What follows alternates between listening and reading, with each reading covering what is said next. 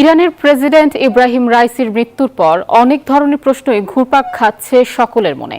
ইরানের সরকার, পররাষ্ট্রনীতি, মধ্যপ্রাচ্যের আধিপত্য, রাশিয়া, চীন কিংবা উত্তর কোরিয়ার বিষয় আশয় সকল কিছুই বারবার চলে আসছে আলোচনায়।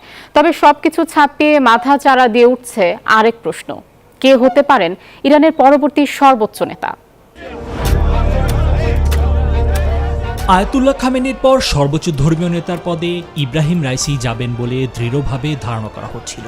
তবে হঠাৎ তার মৃত্যুর পর এ অঙ্কের সমীকরণ পাল্টে গেছে।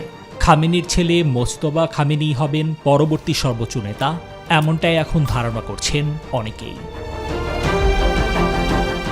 দ্য নিউ ইয়র্ক টাইমসের এক প্রতিবেদনে বলা হয়, 85 বছর বয়সী সর্বোচ্চ নেতাকে প্রতিস্থাপন করার জন্য মোজতবাকে প্রস্তুত করা হচ্ছে বলেই ধারণা করছেন অনেক বিশ্লেষক।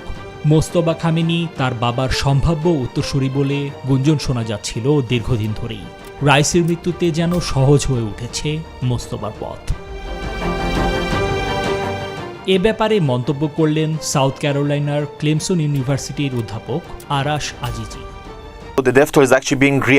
যখন 2009 সালে মুজতবাকে একজন সম্ভাব্য উত্তরসূরি হিসেবে কথা বলা শুরু করেছিল, তখন এটিকে একটি সস্তা গুজব বলে মনে করেছিলাম আমি।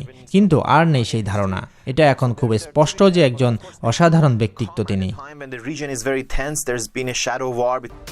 মোজতবা খামেনি আয়াতুল্লাহ খামেনির 6 সন্তানের মধ্যে দ্বিতীয় পুত্র। ইরানের রাজনীতিতে একটি উল্লেখযোগ্য ব্যক্তিত্ব 55 বছর বয়সী মোজতবা। তার লালন পালন এবং কর্মজীবন ইরানি বিপ্লবী গার্ড বাহিনী IRGCর সঙ্গে ঘনিষ্ঠভাবে জড়িত। মোজতবা অল্প বয়সে IRGCতে যোগদান করেন এবং 1980-র দশকে অংশগ্রহণ করেন ইরান-ইরাক যুদ্ধে। এরপর বিশিষ্ট রক্ষণশীল ধর্মগুরুদের নির্দেশনায় শিয়াবৃত্তির প্রধান কেন্দ্র কওমে ধর্মীয় অধ্যয়ন করেন তিনি। এই প্রেক্ষাপট ইরানের রাজনৈতিক অভিজাতদের কট্টরপন্থী গোষ্ঠীর মধ্যে শক্তিশালী করেছে তার অবস্থান।